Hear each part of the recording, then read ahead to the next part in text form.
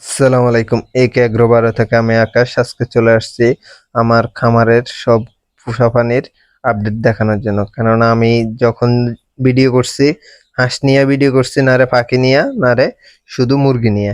তো যাক, একসাথে সবগুলোর ভিডিও দিই নাই কখনো, তো আজকে নিয়ে আসছি।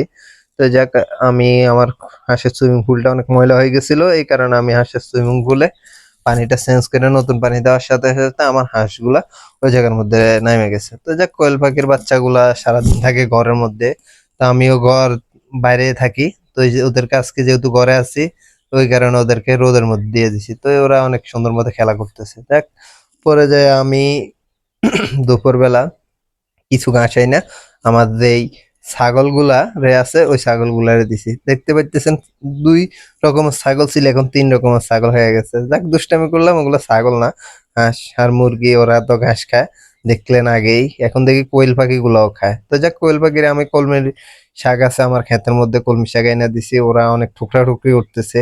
তো এখন দেখতেছি না, কলমি শাক খাওয়ার পরে ওরা ঠুকরা ঠুকরিটা খুব কম করতেছে।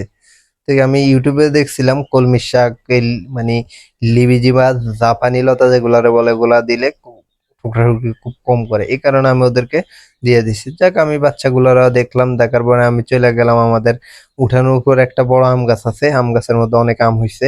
তা আমগুলা পাইকা গেছে, তো এই ওদেরকে ওগুলা পারার জন্য আমি আম গাছে উঠছি, দুপুরবেলা উঠে আম পারছি। পারার পরে ওই ভিডিওটা করতে পারি নাই, কারণ আমার কোনো ভিডিও ম্যান নাই, আমি একাই। তো যাক, আমগুলো আবার নিচে আমি ওই এই জায়গার মধ্যে আমাদের নারকেল পাতা আছে, নারকেল পাতার মধ্যে ফালাইছিলাম। তো আমগুলো এখন সুন্দর মতন কুড়াই নিতেছি, কেননা আমগুলা যদি নারকেল পাতার মধ্যে না ফালায়, গাছটা অনেক বড়। তো ওই বিশাল গাছ করতে গিয়ে দেখা যায় আমগুলো পড়ে ফাইটা যায়, ফাইটা গেলে আমি বিক্রি করতে গেলে দাম পাই না। তো দাম পাই না বলতে, এমনি দাম নাই, 40 টাকা করে কেজি বিক্রি করতেছি। তো কিছু করার নাই, 25,000 থেকে 40 টাকা করে কেজি বিক্রি করলে আমার ভালোই। তো যাক, এই নেটটা দিয়ে আমি আম পারি আর কি। তো এই নেটের মধ্যে আমগুলা নিয়ে নিয়ে আবার হাত থেকে গাছের উপর থেকে নারকেলের এই পাতার মধ্যে ফালাই। তো যাক, দেখতে পাইতেছেন অনেকগুলো আম। তো এগুলো আমি বিক্রি করার জন্য রাস্তায় নিয়ে যাব বিকেলবেলা। তো যাক, ওদেরকে ওইগুলারে আমি সুন্দর মতো গুছায় রেখে দিতেছি। রাখার পরে আমি আবার পরের দিন আমগুলা দিয়ে আসছিলাম, পরের দিন আবার চলে আসছি। কোয়েল পাখির গুলারে আমি কিছু জাপানি লতা বা লিবিজির লতা বলে আমাদের এদিকে, বা আসামির লতা, আমাদের এদিকে আসামির লতা বললে বা লিবিজির লতা বললে চিনে, বা অন্যদিকে জাপানি লতা বলে আর কি। জায়গা গুলো এনে দিছি, কোয়েল পাখি খাইতেছে, মুরগেরও কিছু ঘাস এনে দিছি।